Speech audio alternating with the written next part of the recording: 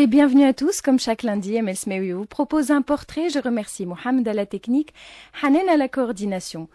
Mon invité d'aujourd'hui est poète, écrivain, journaliste, agitateur d'idées, inclassable, incasable, unique dans son genre, avec un parcours hors du commun, véritable icône de la résistance sous toutes ses formes à une époque où personne n'osait ouvrir la bouche. Merci mille fois à Taoufir Ben Brik d'avoir accepté mon invitation. Bonsoir. Bonsoir. Ça a été dur de vous avoir. Tu m'as fait rater ma sieste. Voilà, alors c'est son grand problème. Je lui ai fait complètement rater sa sieste. Je l'ai harcelé pour qu'il soit à l'heure. Il est là, en pleine forme. Et j'espère qu'on va passer un très agréable moment tous ensemble. Merci, chers auditeurs, d'être au rendez-vous. Taoufir Ben Brik, d'abord, il faudrait bien plus qu'une heure et demie pour parcourir votre vie. Ensuite, on va choisir des sujets bien précis parce que sinon, comme je le disais, il nous faudrait des heures. Mais la tradition dans cette émission, c'est de commencer vraiment au berceau. Expliquez-nous dans quel genre de petit monde vous êtes arrivé, qui étaient vos parents, où êtes-vous né, comment avez-vous passé vos premières années, est-ce un souvenir serein ou pas du tout? Est-ce que Mini Ben Brik était déjà intenable ou pas du tout? Racontez-moi un peu. Je lis ça. Oui. En fait, il faut vivre pour la raconter, comme disait un Gabriel García Márquez. Ouais. Oui. Je suis né dans une ville minière qui a été pratiquement construite par les colons. Oui. Et c'est un véritable melting pot. Dans quel sens? Toutes les nationalités, presque. Il y avait des Maltais, des Espagnols, des Français, des Italiens, mais aussi des Sfaxiens, des Sahéliens, des Djerbiens, de toutes parts. C'était, en fait, Et vous étiez originaire de la région? Moi, je suis originaire, oui. Mon père, il est originaire de la grande plaine, le Far West tunisien, les Friquillas. Ouais. C'est le pays des Oglamis. Les Oglamis, c'est une tribu berbère qui veut dire homme libre. En fait, les terres où là où mon père et ma mère sont nés, c'est du côté droit de la table du Jugurtha. D'accord. Voilà, donc voilà, je suis né, en fait, je dois tout à Djirissa. Djirissa, je lui dois un bout de film, de la musique, le livre, l'amitié, la bonne bouffe. En fait, mes meilleurs souvenirs sont ancrés dans cette terre perdue. On va en parler plus tard. Vous avez justement été arraché à Djirissa assez tôt parce que élève surdoué, qu'il fallait exploiter, donc on vous a envoyé à Tunis. Mais ça, on va en parler plus tard. Avant ça, j'aimerais un peu plus découvrir vos parents. En préparant cette émission, vous m'avez dit « Je dois à mon père mon amour du cinéma, je dois à mon père mon amour des livres, je dois à mon père mon amour de la langue française. » Et vous m'avez dit « Je dois à ma mère beaucoup de choses aussi. » Et ma mère se prenait pour une impératrice. Alors j'ai trouvé ça génial d'imaginer une maman au foyer, impératrice à Djirissa avec ses 6 enfants. En fait, mon père était syndicaliste. Oui. Il a créé le plus grand syndicat de base du temps de Farhat Hached. Et c'est d'ailleurs avec, c'est en collaboration avec Farhat Hached qu'il a créé ce syndicat pour combattre le colon français. Mon père aussi, il était gérant de la salle de cinéma de la mine. Voilà. Et il adorait les livres, il y avait des livres en partout. En fait, il a hérité de son père, un grand patriarche, hein, il a hérité pratiquement une bibliothèque où il n'y avait que des livres arabes. Mais lui, il a amassé quand même un trésor de guerre, des livres en français, il y avait avant moi aussi mes frères et sœurs qui, euh, qui aimaient aussi le livre. En fait, le livre, moi je dis que je suis né dans un livre, puisque même dans les toilettes, il y avait une armoire de livres. Mais voilà, pratiquement c'est ça. À part ça, du côté de ma mère, c'est le conte, c'est le chant, cette mère terrible. Pourquoi terrible? Terrible Dans parce que quel sens? elle se croit. Ce n'est pas qu'elle se croit, elle se dit, comment, de sang bleu. Elle est toute Mais ça lui tatouée. venait d'où Elle est fille unique. Donc, Son père lui était a dit, déjà. ma fille, tu es une princesse, tu es une impératrice. Oui, Ça lui a cru. non, pas du tout. En fait, même ses frères, ils lui donnent le surnom de Lella. D'accord. Elle se prenait carrément Pour Lella. pour Lella. Lella. Et elle est toujours entourée de chanteuses, de chanteurs, Donc il y avait quand même un oui, un vrai côté. Elle en avait fait, une belle vie. c'est une grande propriétaire terrienne et tout son argent va dans le chant, le conte, voilà. Et avec vos frères et sœurs, comment étaient vos rapports? Je crois que tout le monde avait Des son rapports petit caractère. très tribal. On était quand même, il y a toujours l'appel de la tribu. Ouais. On était très liés. On est jusqu'à maintenant. C'est avec eux que j'ai combattu Ben Ali, en fait. Et on vous appelait au lait de brique. Au lait de brique, oui. Au lait de brique, et parfois, lorsque c'est plus intime, on nous appelle au lait de chouecha. Voilà. Voilà, c'est tout. Ah bah, c'est déjà C'est pas le- mal. Oui. Et alors, très très bon élève, joueur d'échecs Échecs. hors pair. À l'âge de 9 ans, Oui. vous faites une partie avec un de vos En cousins. fait, il y a auparavant, je ne sais pas si maintenant on continue, mais auparavant, il y avait des tournois Ouais. nationaux, mais on commence par les régions. On commence par les villes, le Mu'tamdiyat, les délégations, et on termine ça pendant 3 jours. Un grand tournoi régional du gouvernorat du Kef. Il y avait, en fait, nous sommes restés 2 de Djerissa, un cousin Ouais. qui était un étudiant La en troisième vingtaine, année, oui, c'est la ça. vingtaine, et moi j'étais en 9 ans. Ils m'ont demandé de me coucher devant lui. J'ai dit d'accord. La partie commence. Mais la partie commence, je crois que je l'ai humilié. Je l'ai humilié parce que ça n'a même pas duré 30 secondes, 1 minute. Je lui ai fait, ce n'est même pas un coup de berger, c'était le coup du chat. Voilà. Il croyait que je vais me coucher. Il n'avait pas l'attention qu'il faut. Mon père m'a demandé, il m'a dit, mais tu avais promis. Mais je n'ai rien perdre. promis. J'ai dit d'accord, Ça veut d'accord, rien dire. ça ne veut rien dire. C'est juste tout. une petite anecdote donc, pour montrer à quel point vous étiez un enfant éveillé et en avance. Et ça a provoqué une décision qui a été marquante dans votre vie, puisque votre père a décidé de vous envoyer à Tunis. Non, ce n'est pas mon père, en fait, toute la famille. Ils m'ont envoyé dans une école, disons, de surdoués. C'est à Albin Rosé, du côté c'était une école pratiquement, où il n'y avait que des juifs. Mhm. Hein.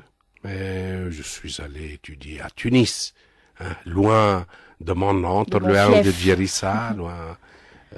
Et là, j'ai... À quel âge? C'était Petit, hein, 9, 10 ans. Oui. 10 ans, 10 ans. Voilà. Voilà, c'est tout. Expérience. Ah, on n'a jamais aimé ça. On était choyés, on aimait notre lit, nos coussins, l'odeur de notre mère, hein, et la propreté et le lait, ça se sent à Djerissa. Voilà. Donc, on ne pouvait pas aimer Tunis. Tunis, c'est la perdition, c'est Brésil, c'est une ville énorme et monstrueuse. D'ailleurs, je l'ai décrit. J'ai décrit ces instants où je débarque à l'avenue, non, c'est l'avenue de la Liberté, où il y avait plus de bars que de pâtisseries. Donc, ça sentait le bar, le vin. Et peut-être c'était la seule chose qui me rassurait, puisque à Djerissa, il y avait 11 bars. 11 bars à Djerissa. Oui, et les plus beaux bars, c'était à Djerissa, je crois. Ils étaient des bars immenses. On jouait on jouait de la pétanque, il y avait des cercles de jeu. Il n'y avait pas de bruit. On ne bavarde pas. Et ceux qui vont boire, c'est pour aimer le vin, le silence, regarder les autres jouer à la pétanque, c'est tout. Taoufir Ben Brik nous raconte Djerissa de son enfance. Après Mohamed Abdelmotalab, un autre de ses choix. 8h28, pardon, sur les ondes RTCI. Vous écoutez les portraits du lundi. Mon invité du jour, Taoufir Ben Brik. Nous sommes à Tunis. Le petit garçon enchaîne les lycées. Déjà des problèmes avec l'autorité. Hein. Oh, oui, peut-être l'autorité le surveille en général, comme l'infirmière en chef de vol au-dessus de Nid Coucou. Ouais. Mais je n'étais pas le McMurphy. En fait, j'ai été renvoyé de 12 lycées. 12? Oui. Pas mal. 12 lycées. Je n'ai pas pu passer mon bac à Tunis, donc. D'ailleurs, mon père... il disait quoi, votre père, à chaque renvoi? Est-ce qu'il réagissait? Il était formidable. En fait, je ne suis pas le seul. En fait, tous ses enfants ont eu ce parcours. Ils ont été tous renvoyés. Il a tout fait pour que ses enfants terminent leurs études, même ses filles.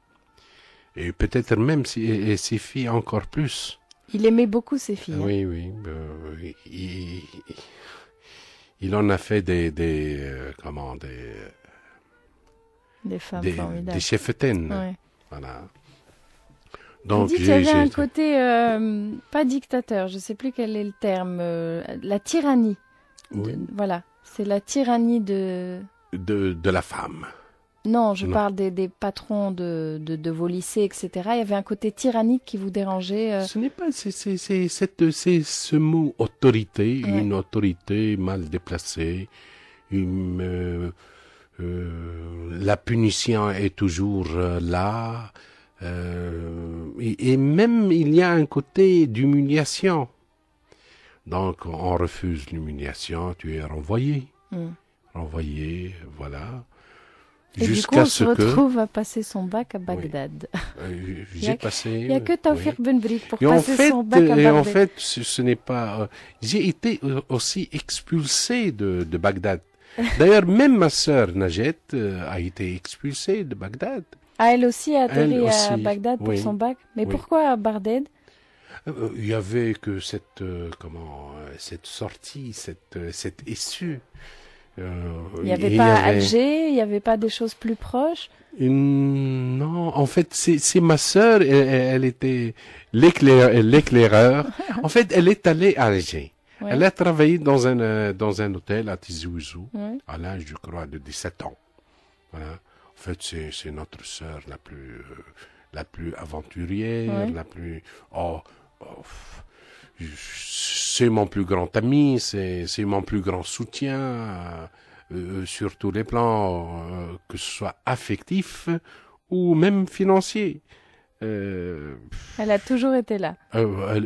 Plus que là. S'il n'y avait pas, je ne sais pas. En fait, s'il n'y avait pas tous mes frères, mais elle, c'est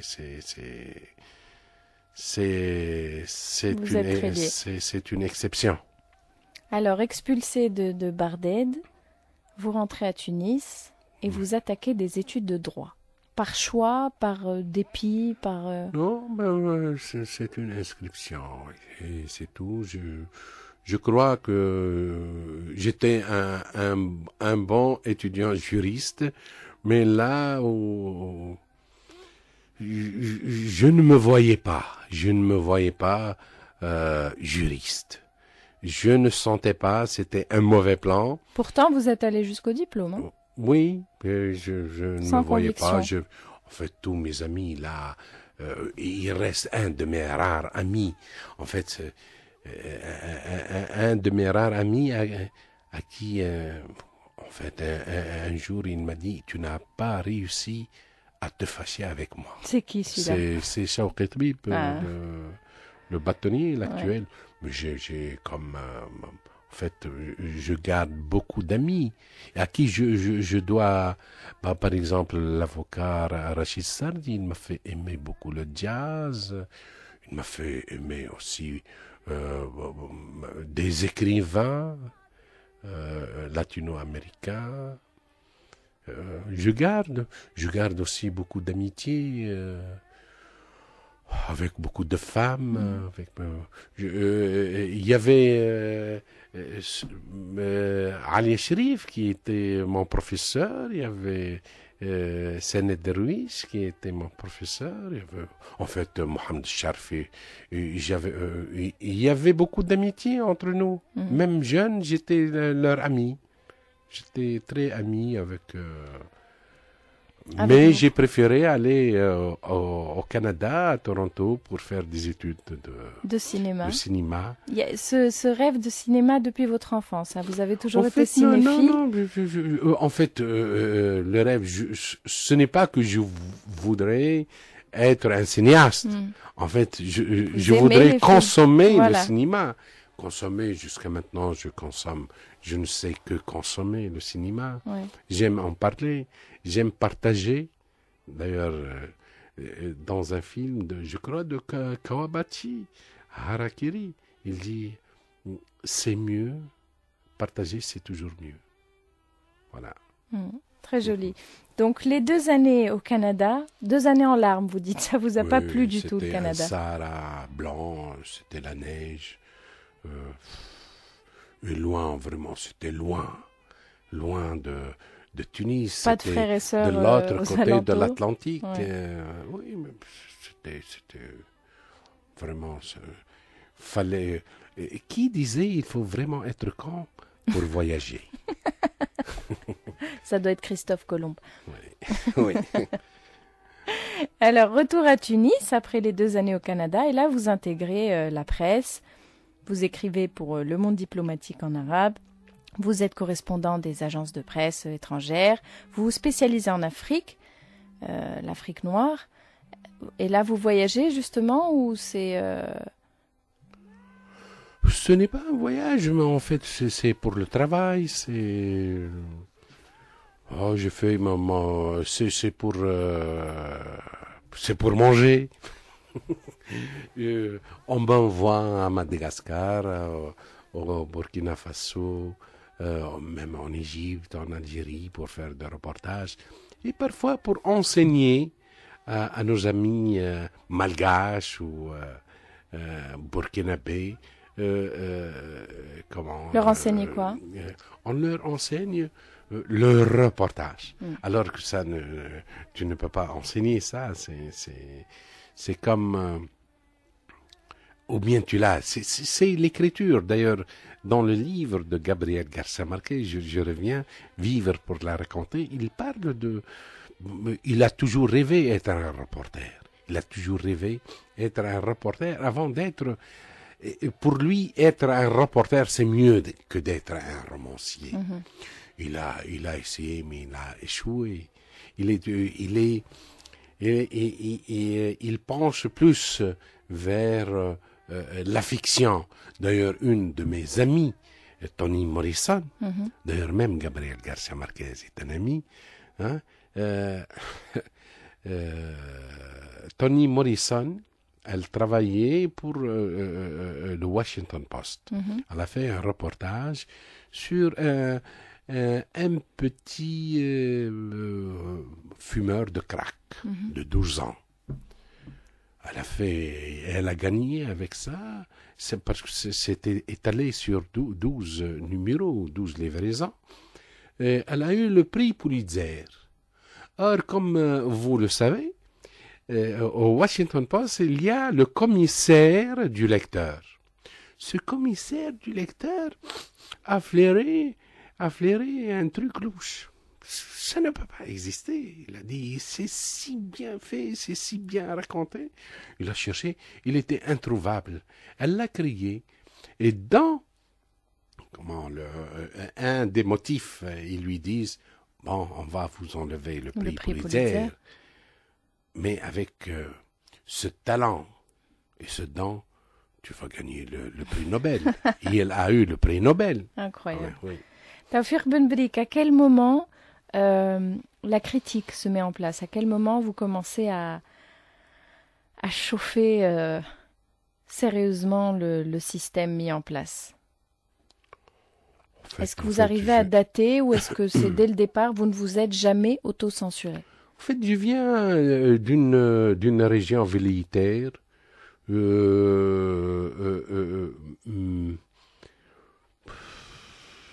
J'ai toujours été bercé par la défiance, peut-être la rébellion, l'insoumission, et toujours proclamer sa dignité. On ne s'indigne pas, on est digne. Voilà. Donc, même sous Bourguiba, on était... mon frère Janel, à l'âge de 14 ans, il était incarcéré. En fait, aussi, j'ai été renvoyé en 1978 à cause aussi parce que tous les lycées, quand même, ils étaient présents lors de la grève générale du 26 janvier. Donc, après, sous Ben Ali, c'était facile. Dès 1980, le 7 novembre, on était prêts. On était prêts. Moi, le 7 novembre, j'ai écrit un poème qui a été publié par le plus grand journal de poésie de l'Arabie, c'est Al-Karmel de Mahmoud Derwish. Déjà. Hein, vous êtes deux à avoir écrit des poèmes ce jour-là, vous et Zied. Je ne sais pas si non, elle a écrit un article. Ouais. Ce n'est pas le 7. Elle a écrit, je crois, je ne sais pas, c'est juste après Farra'i. Ouais. Mais moi, en fait, je ne sais pas, c'était un sentiment que tous les Tunisiens, ils l'avaient. D'ailleurs, je me rappelle, ce petit gosse, le 7 novembre, il a dit, je ne sais pas le traduire, mais tu vas le traduire. On espère qu'il ne nous décevra pas. Mais il nous a déçus, le bougre. C'est le moins qu'on puisse dire. Et après, c'était ça. C'était dans la norme. Alors, absolument pas, Tawfiq Ben Brik. C'était pas du tout dans la norme. Vous vous rendez pas compte, ou je ne sais pas, mais ils étaient vraiment pas nombreux, ceux qui ont osé parler. Donc, c'était au contraire, en fait, le contraire de la norme. Non, ça, je peux comment faire ma propre apologie, mais durant, je crois, durant 23 ou un quart de siècle, j'étais comme Clint Eastwood dans la ville. Comme Lucky Luke, vous tirez plus vite que votre ombre. Il y avait pas beaucoup qui écrivent. J'avais les moyens pour écrire dans Le Monde, Libération. Est-ce que c'est ça le problème? Oui, on va en parler. Vous parlez de bouclier médiatique international qui vous protégeait. On va parler justement des événements de 2000 et de 2009, là où ça a vraiment secoué toute la sphère internationale. Vous avez eu des soutiens assez hallucinants d'ailleurs du monde. Ben Brik qui m'a fait le plaisir d'accepter mon invitation. Année 2000, grève de la faim, mobilisation internationale. La grève a duré longtemps, ça a provoqué des soucis de santé. Qu'est-ce qui vous motivait réellement? Parce qu'il y a eu Est-ce que vous vous attendiez à un tel soutien international? Est-ce que c'était parfaitement attendu, provoqué? Est-ce qu'il y avait une réelle conviction de votre part? Comment tout ça s'est mis en place? Est-ce que vous n'avez pas été un peu dépassé par l'ampleur? Oui, je ne m'attendais pas. Je ne m'attendais pas à ce que cette grève de la faim, comme l'avait écrit le New York Times. Alors justement, citez-moi qui vous a soutenu. Je parle à l'échelle internationale. En fait, c'était une image planétaire. C'était partout. C'était une image planétaire. Qui vous a particulièrement touché? C'est ce que moi je dénomme ou j'appelle le bouclier médiatique. Partout dans le monde, c'était les journalistes, que ce soit au Chili, au Pérou, en Chine, à Saint-Pétersbourg, à Hambourg, en Suède, c'est partout. D'ailleurs, le New York Times l'a écrit, c'est la grève de la faim la plus célèbre après celle de Gandhi. Sympa.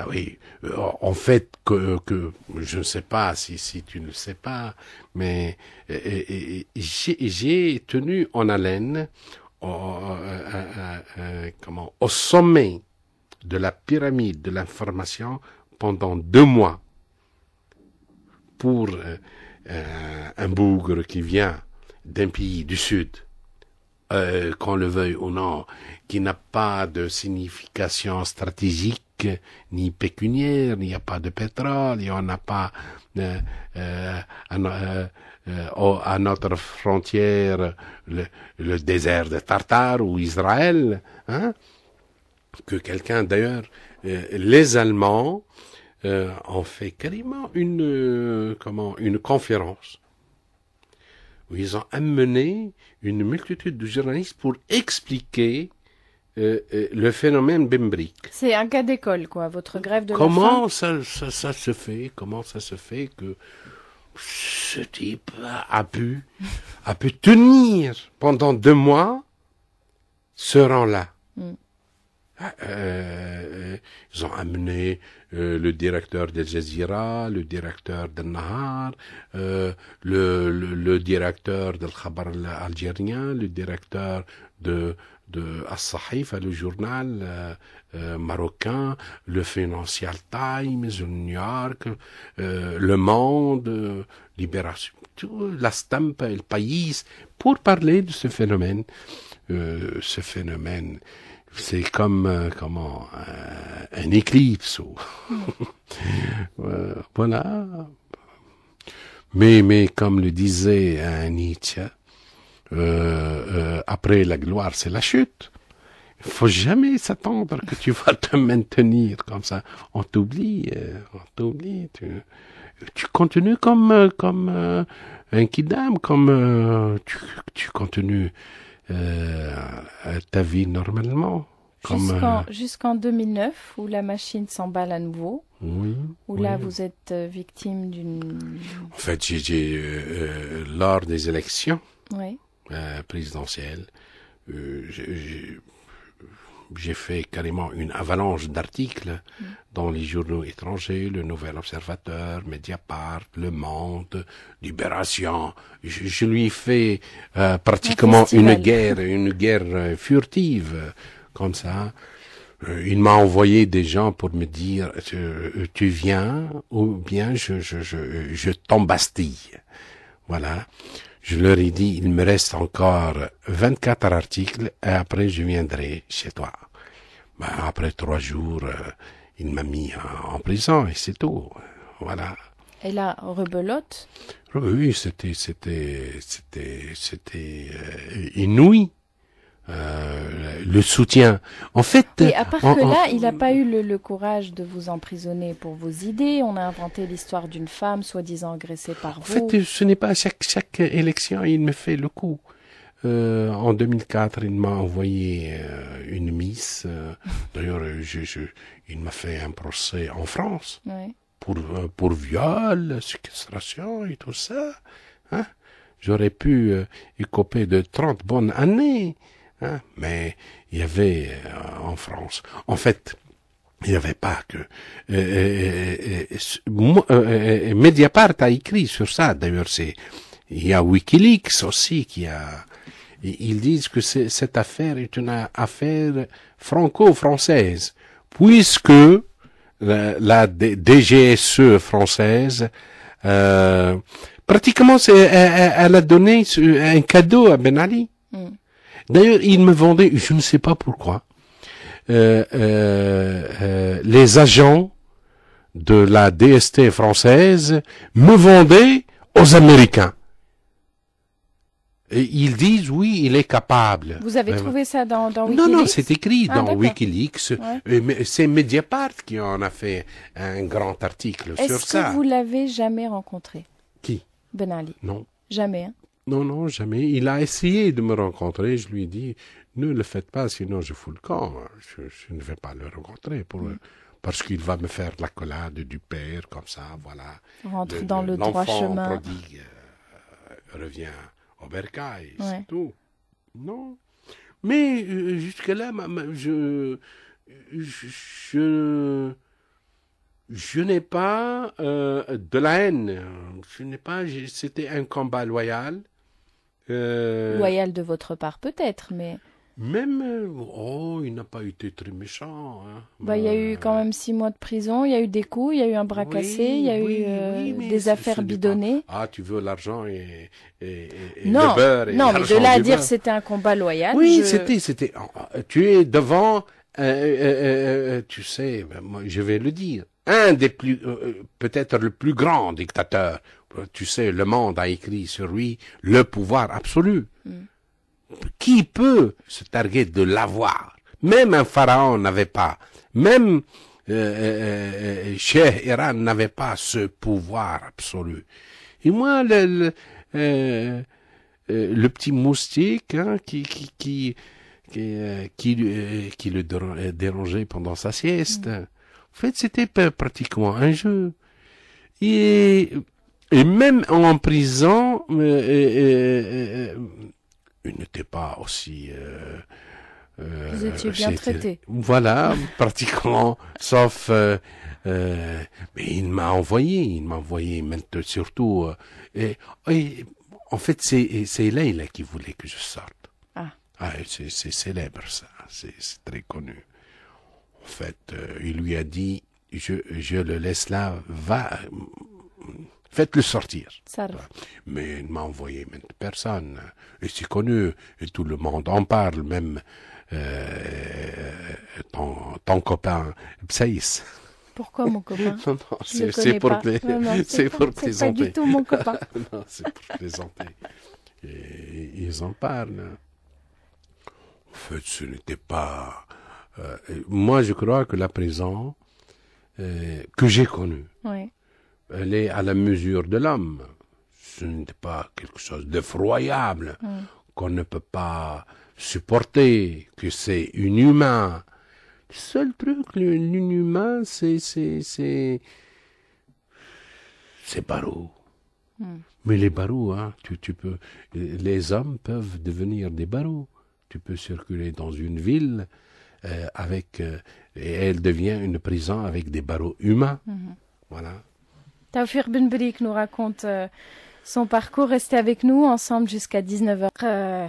Vous avez prédit tout ce qui s'est passé dans un livre. Oui. Vous avez prédit la révolte populaire. Je ne fais pas le côté Madame Soleil, mais il y a vraiment, c'est écrit noir sur blanc que Ben Ali partirait, que le peuple se soulèverait. C'était en 2000, je l'ai écrit dans un livre, Ben Brik président.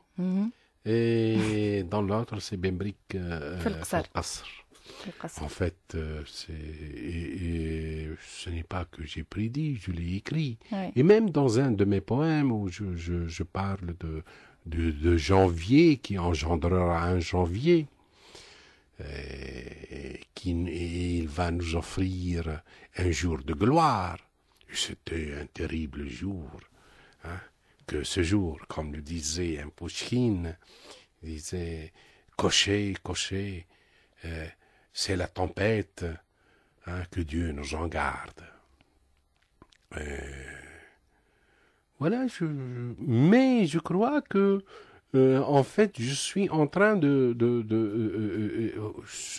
dans ces deux livres, je crois que je parle de ces moments, de l'après Ben Ali.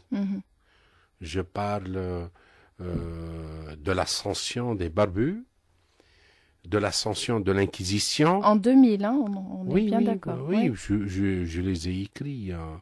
D'ailleurs, comment il s'appelle? Gilles Perrault. Et il disait que c'est le livre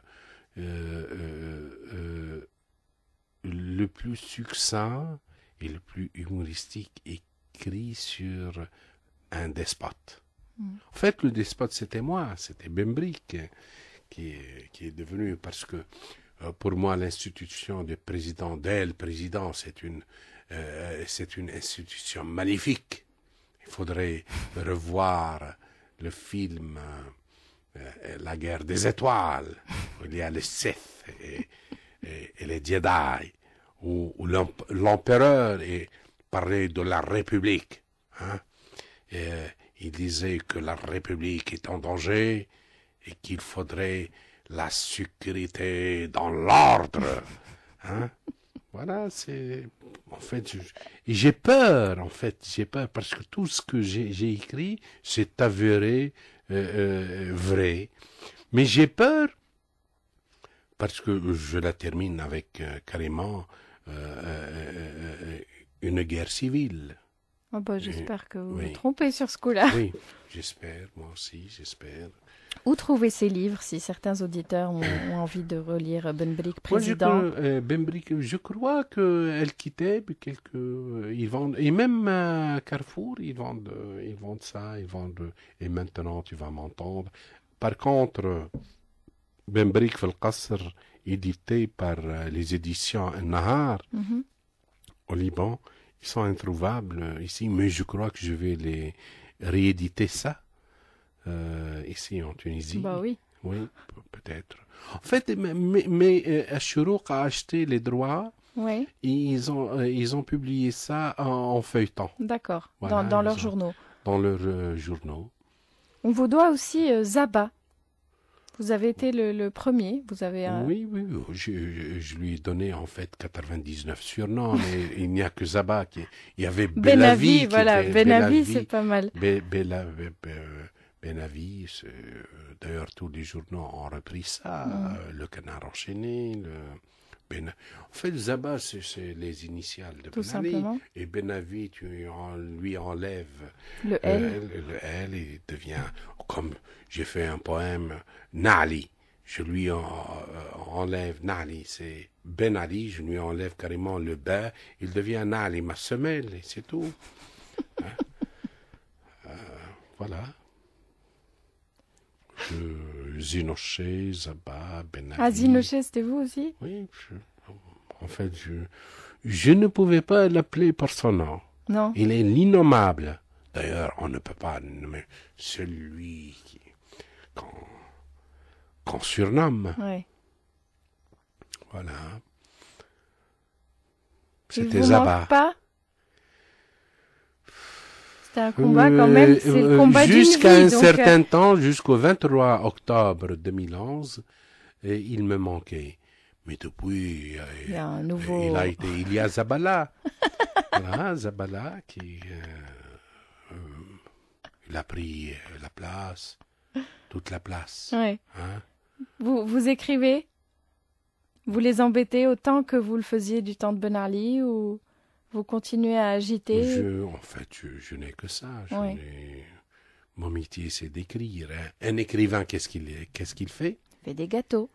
Oui, voilà, moi aussi, je fais des gâteaux et avec une cerise même.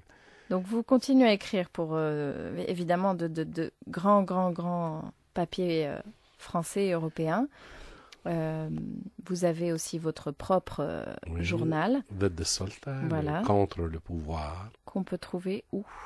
Dans les kiosques où on vend Le Monde, Ouais. on vend les journaux étrangers. J'ai un distributeur qui ne distribue que dans les grands kiosques. C'est tout. Voilà.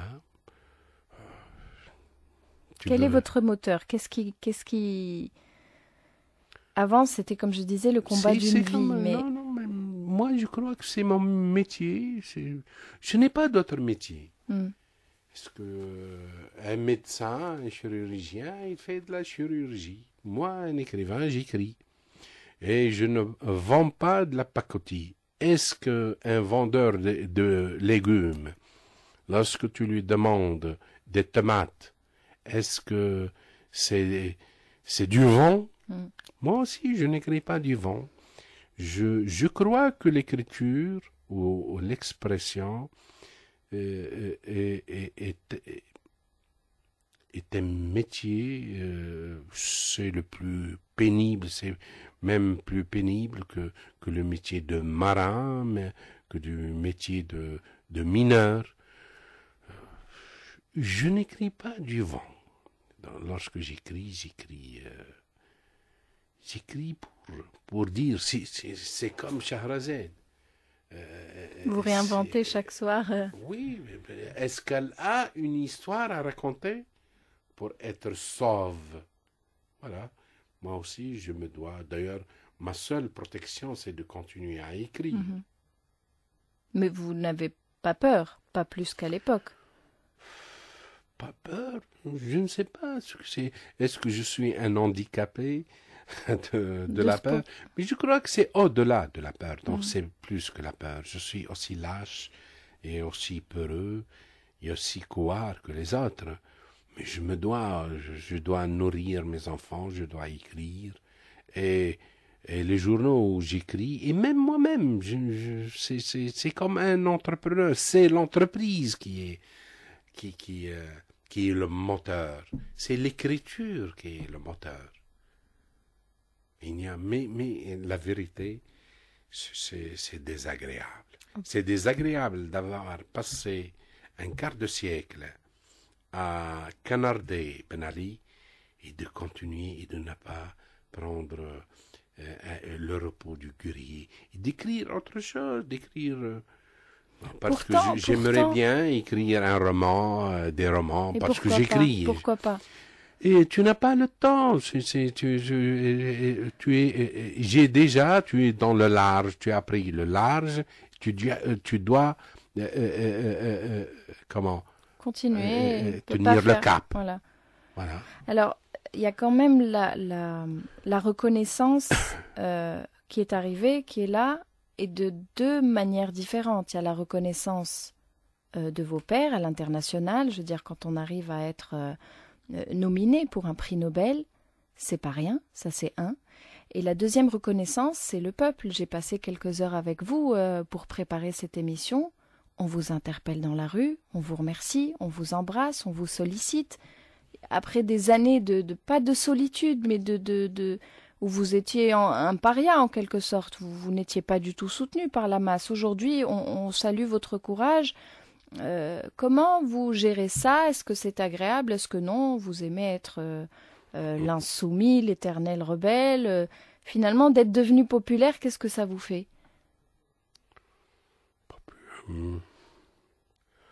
En fait, wallahi,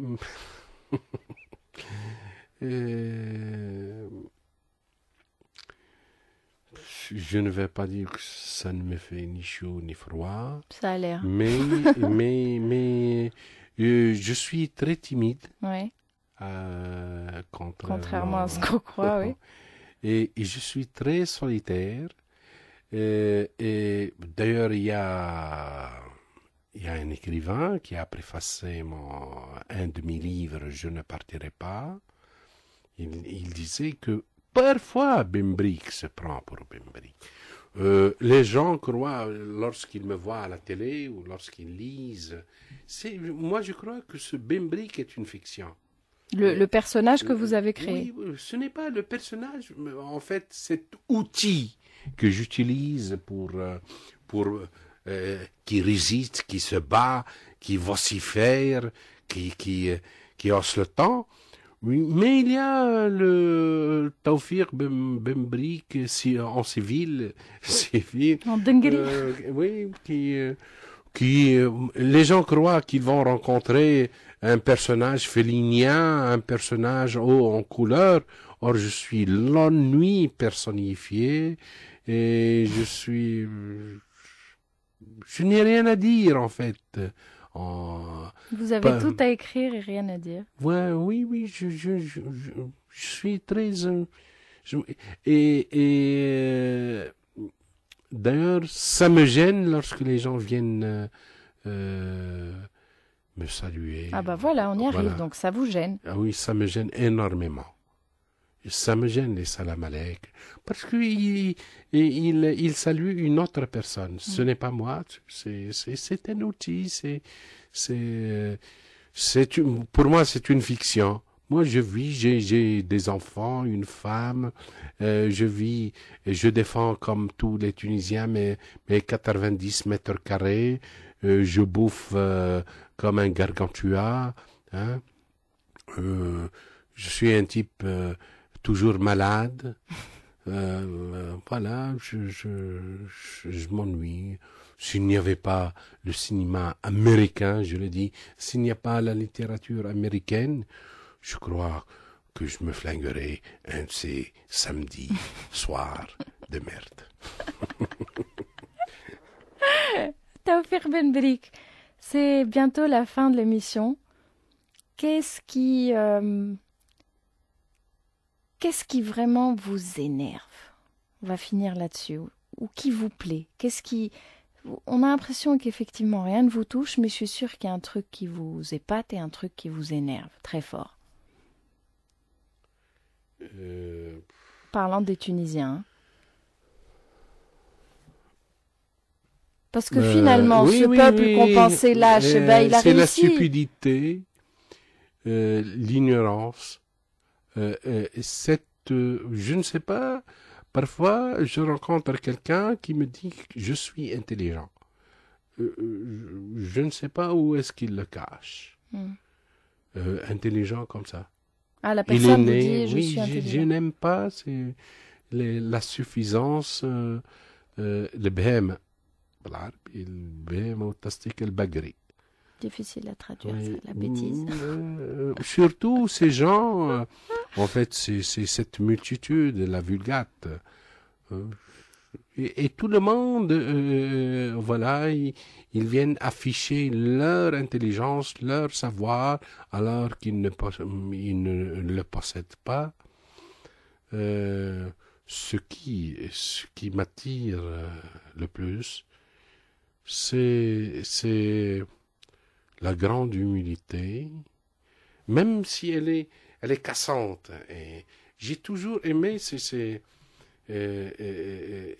érudits qui se penchent sur une ou deux phrases toute leur vie, sans rien en tirer.